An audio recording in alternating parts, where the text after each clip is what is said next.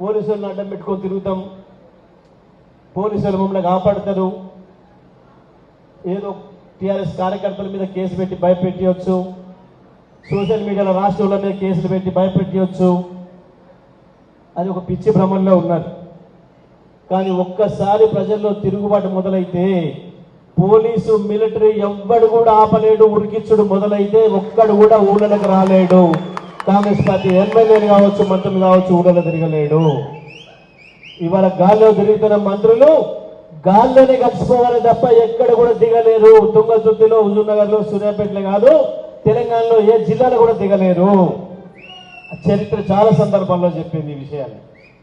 మొన్ననే చూసినాం మనం.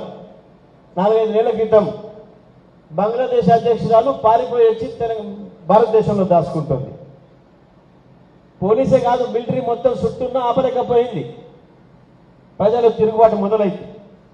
అగో ఇవాళ ప్రజలు మా తిరుగుబాటుకు సూచనగా వరంగల్కు చేరాలి, కేసీఆర్ దగ్గరికి చేరాలి అన్న పద్ధతిలో ఉన్నది ఇవాళ తెలంగాణ ప్రజలు ఆలోచిస్తున్నారు. వరంగల్లో జరిగే సభ బీఆర్ఎస్ రజతోత్సవ సభ మాత్రమే కాదు, కాంగ్రెస్ పార్టీ ప్రభుత్వం పైన తెలంగాణ ప్రజల తిరుగుబాటు సభగా మారుతున్నది. ఆ పరిస్థితి వస్తుంది. విద్యారంగం దానికి ఇచ్చిన దుర్మార్గం ఇంకొకటి లేదు. స్వయంగా ముఖ్యమంత్రి విద్యాశాఖ మంత్రిగా ఉండి 90 మందిని జాగొట్టిండు. అదొక రికార్డు.